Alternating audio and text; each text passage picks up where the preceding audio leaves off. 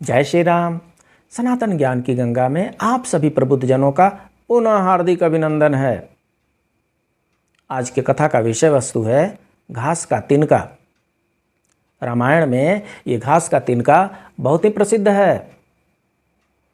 हमें देखने को मिलता है कि जब भी रावण अशोक वाटिका में माता सीता के सामने आता है तो माता सीता एक घास का तिनका लेकर के और अपने बीच में उसको लेकर के देखती रहती हैं।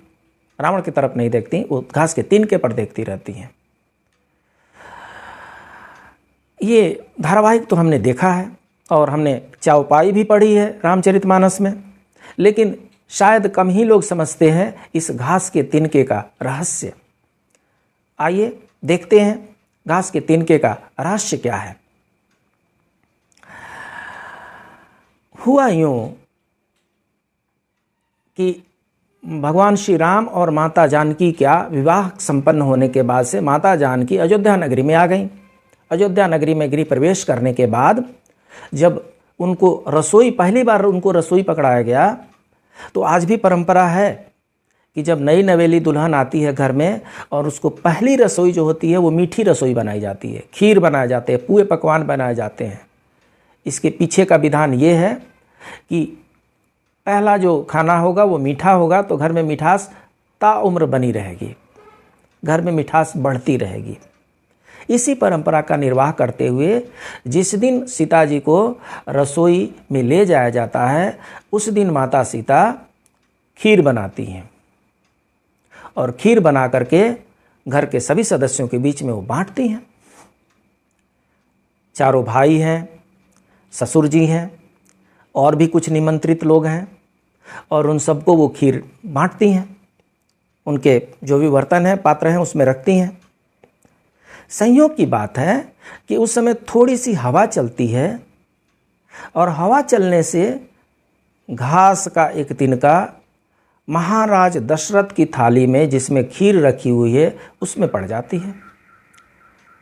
माता सीता दूर से बैठे बैठे उसको देख लेती हैं कि घास का तिनका महाराज के थाली में पड़ गया है। अब समस्या ये है कि खीर वाली प्लेट में हाथ कैसे डालें, वो ठीक नहीं माना जाता।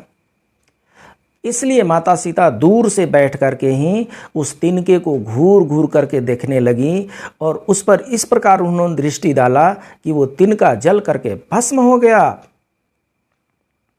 माता सीता ने सोचा चलो अच्छा हुआ ये जल करके भस्म हो गया, और किसी ने ध्यान भी नहीं दिया। महाराज दशरथ ये सब देख रहे थे। भोजन ग्रहण करने के पश्चात जब महाराज दशरथ अपने कक्ष में गए तो उन्होंने माता सीता को बुलावा भेजा। माता सीता पहुंची वहां पर। महाराज दशरथ ने कहा, खीर में जो घास का तिनका गिरा हुआ था और उसको जिस तरीके से आपने भस्म किया वो मैंने देख लिया था, और मुझे पूरा विश्वास हो गया है कि आप जगदम्बा हैं, जगत जननी जगदम्बा हैं, आपकी शक्तियां अपार हैं। परंतु मेरी एक विनती है कि जिस नज़र से आपने आज उस घास के तिनके को देखा है, उस नज़र से अपने शत्रु को भी मत देखिएगा, वरना जलकर वो भस्म हो जाएगा। माता सीता ने वचन दिया, ऐसा ही हम करेंगे। और यही वो वचन है।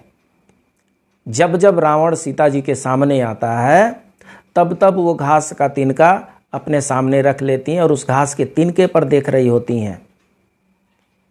अगर माता सीता घूर करके रावण के तरफ देख लेती, क्रोध अग्नि में घूर करके रावण की तरफ देख लेती, तो रावण वहीं पर जलकर भस्म हो जाता।